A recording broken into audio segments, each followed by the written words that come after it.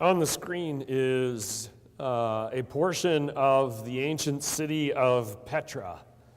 It was in the 6th century BC occupied by the Nabateans. They were a nomadic trading group from Arabia that drove out the Edomites.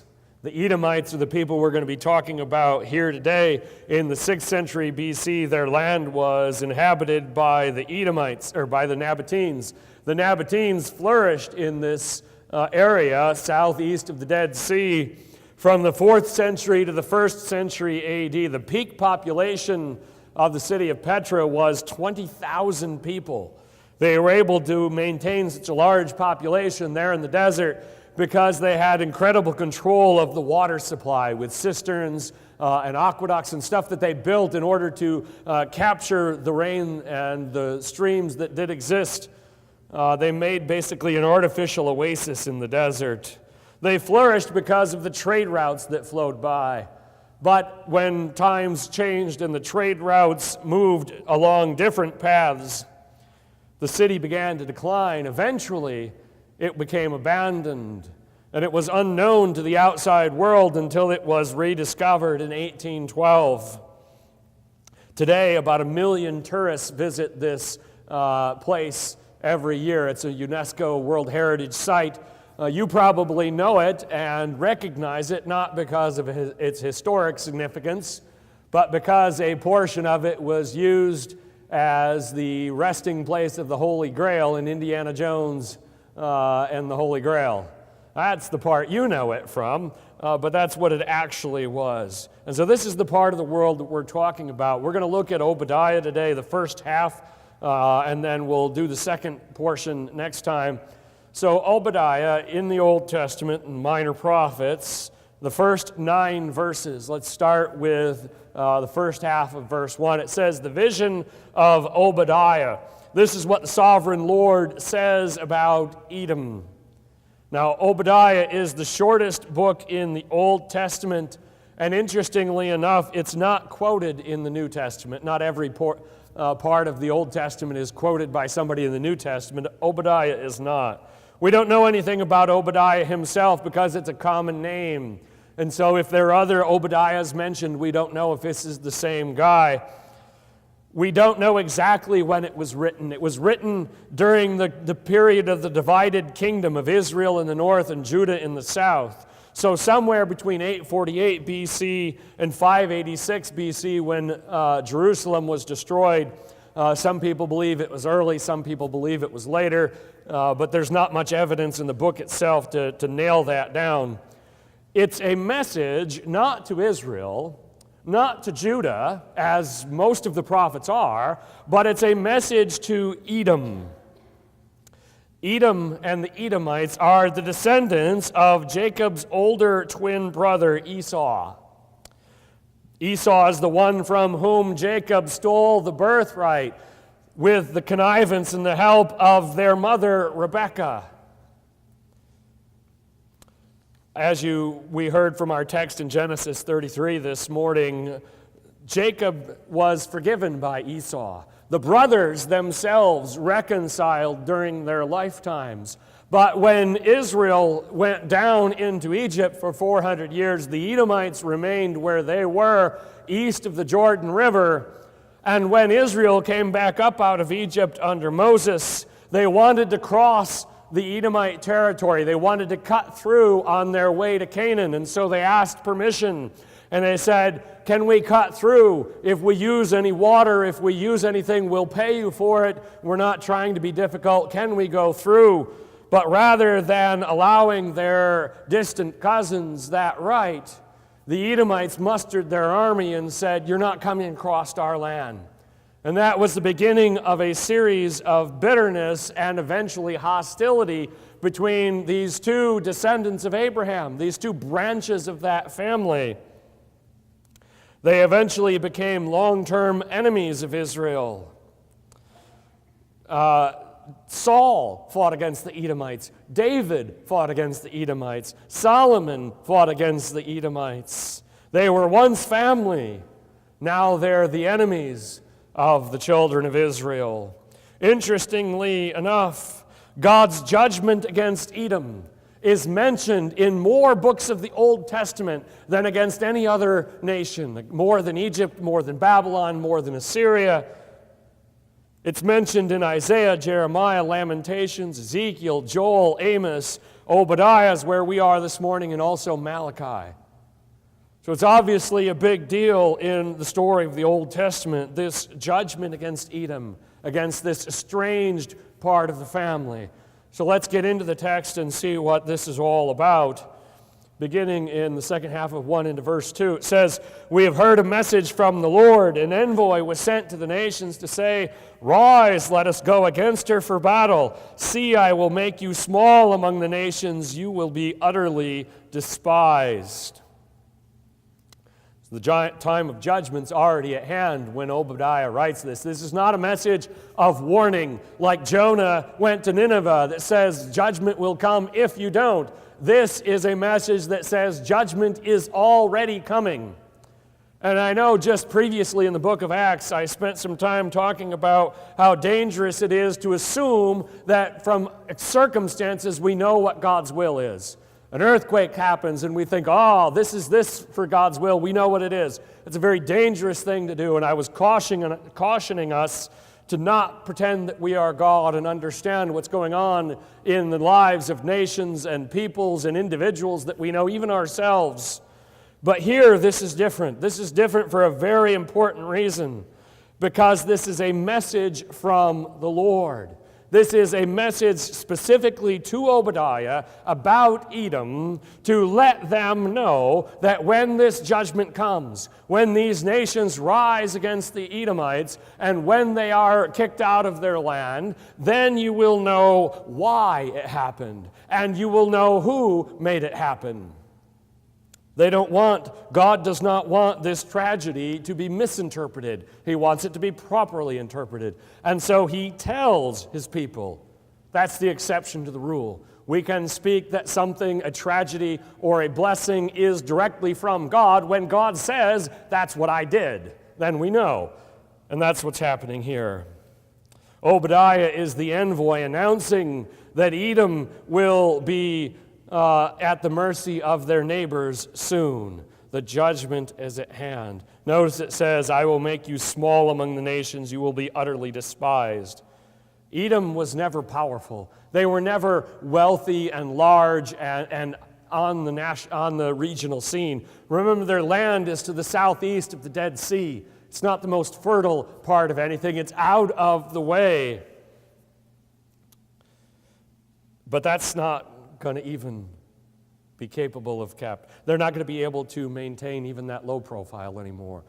The prophet is going to them saying, you're going to be brought low from where you are right now. In the second half of Obadiah, our next message, we will see what did they do. In this first half, we're not told, what did you do that makes God so angry, that brings this judgment upon you? We'll look at the specifics of that next time, but here there's a different message. Here it is. The pride of your heart has deceived you, you who live in the clefts of the rocks and make your home on the heights, you who say to yourself, who can bring me down to the ground? And this is the core issue at hand. The Edomites lived in an inhospitable place with some very difficult approaches. It was dry, so a foreign army trying to invade them was always going to be short of water. And they had very defensible heights. They figured nobody could ever attack us. Nobody could ever harm us because we can defend this land. It led to pride. Their hearts were deceived. Notice this, the pride of your heart has deceived you. And this is a core issue in the book of Obadiah. It's a core issue in the Old Testament, in the Bible as a whole. Pride blinding those that are full of it.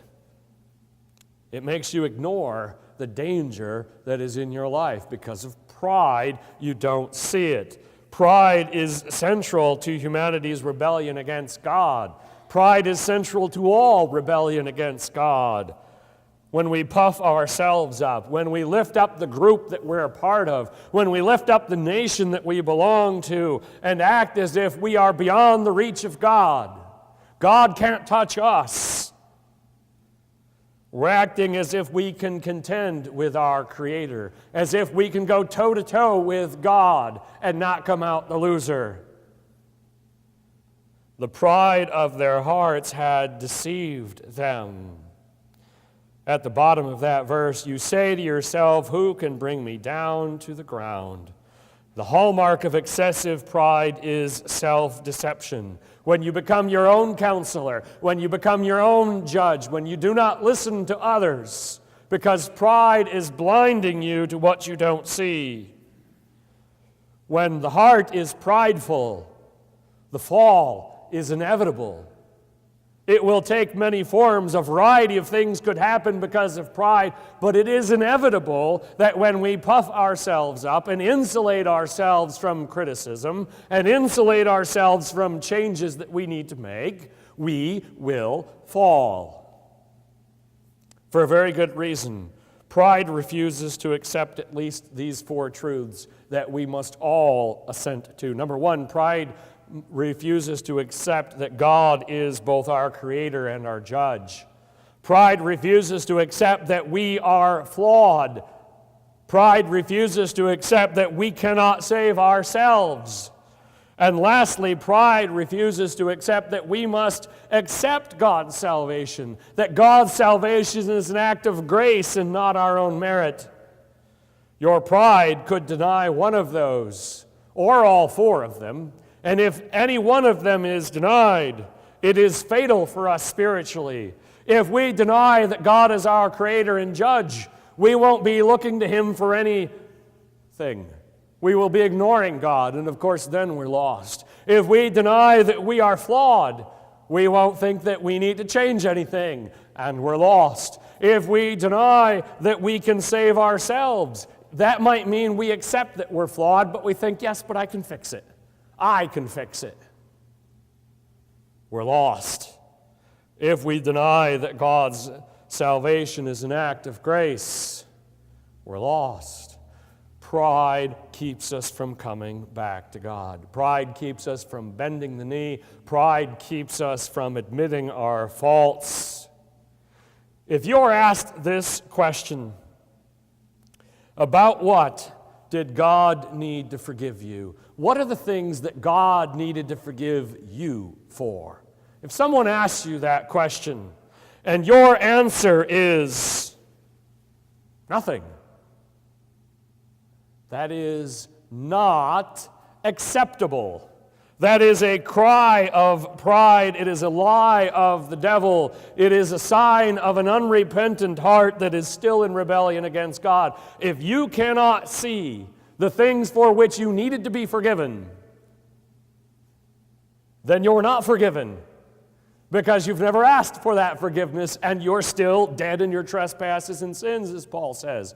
We cannot afford pride. Not before we become a Christian, because it will keep us from accepting the gospel. Not once we've become a Christian, because it will keep us from the discipleship that we need. It will keep us from recognizing what needs to go and what we need to change. Pride is a great self-deceiver and a major enemy. Verse 4, though you soar like the eagle and make your nest among the stars, from there I will bring you down, declares the Lord. Who will bring the proud low? God. Doesn't matter if they soar with the eagles, doesn't matter if they're among the stars. God will bring them down, because pride is unacceptable to God. Pride is not our natural state as His creation, and it is a problem that we must deal with. Just a quick story that I thought of this morning. I wasn't intending to share this one. I just signed up successfully on Friday night for next fall's OC 150K. It was very difficult to get in. There were 208 spots, and a whole bunch of people were trying to get in. I tried on Thursday night before I went to bed. I tried on Friday morning. I tried on Friday afternoon. I tried on Friday night, and I finally got in. I was happy about that. And the race director this morning on Facebook, I shared that I got in, said, I bet your sermon will be great this morning because you're going to be in a good mood. But it reminded me, because we're talking about pride, that a race like that can erase your pretensions of pride. You can go into it thinking, this is not that hard. I can do this. And then you get into it. My first OC 150K, this will be my fourth. My first one, when you leave at Titusville Middle School, you run on the bike trail for a little bit, the least enjoyable part of it on pavement there, and then you get into Oil Creek State Park and you go into the woods. When we went into the woods, I was in 5th place of 200 people. The pace wasn't that fast. I was thinking to myself, I can do this the whole way. I can stay right about here. I could finish in the top 10. When we got to Petroleum Center, I'd settled in. I was in 9th place. Top 10. We left Petroleum Center. If you've been to Petroleum Center, the trail goes straight up from there for about 3/4 of a mile. By the top of that hill, I felt horrible. I didn't know it, but at the time, I was severely dehydrated, and it was going to get worse. By the time I got to aid station 3, 9 miles further, I was having trouble seeing straight. I was nauseous, dizzy. It was not good. I sat down for a while. The race is still going on. And I ate some stuff and drank some stuff, and I thought, I need to get back up and keep going. But out of aid station 3 are the 2 worst hills. I ended up finishing about 40th.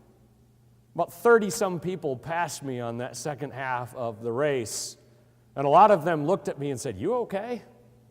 And I always said, oh, I'm fine. I'll be okay, even though I was not okay. It was the longest race I'd ever done. And I'd trained, but never quite that far. And I'd trained, but not as hard as the people that went out at the pace that I thought I could go out at. I learned that lesson. I did it better the second and the third time, and I'll hopefully do it better next time. But that's what pride does to you. You get into a situation, everything's smooth, you think, I got this. I am good. This is no problem. And then you come to the hill, and you feel like you're going to puke. That's what pride is. It blinds us to the reality of what's going on around us. Now, maybe you're not going to do ultramarathons, but you're going to have to apply that in your own way. You can do ultramarathons. The 100K is still open. You can get into the 100K. Anybody? No? Okay. Let's keep going. If thieves came to you, if robbers in the night, oh, what a disaster awaits you. Would they not steal only as much as they wanted? If grape pickers came to you, would they not leave a few grapes? But how Esau will be ransacked, his hidden treasures pillaged. Disasters that are man-made, natural disasters, have their limits. But when the hand of God is against a person or a people in judgment because of their pride, there is no limit. When you put yourself high on a pedestal, the fall to the ground is brutal. And so Obadiah warns them, this will not be some thief in the night. This will not be somebody stealing a few of your grapes. This is going to be brutal. So brutal, in fact, all your allies will force you to the border. Your friends will deceive and overpower you. Those who eat your bread will set a trap for you, but you will not detect it. Their allies, their friends, the guests in their own home will turn against them. Those who share in the vanity of sin are not true friends. They're not. If that which binds two people together are the sinful behaviors they share, they're not friends. They're each in that for their own advancement, everybody for themselves. You naturally turn and devour your own when you go down the path of sin. That is the natural outcome. That is the way it always goes. As the saying goes, there is no honor among thieves. Do not expect friends on the path of darkness to stick with you when you fall. They're going to walk on by. Those who eat at your own table.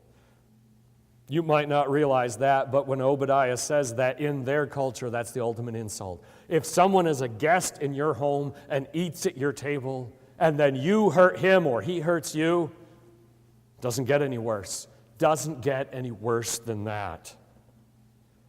Even they will be betrayed by their friends, and they won't see it coming. Because pride says, I'm invincible.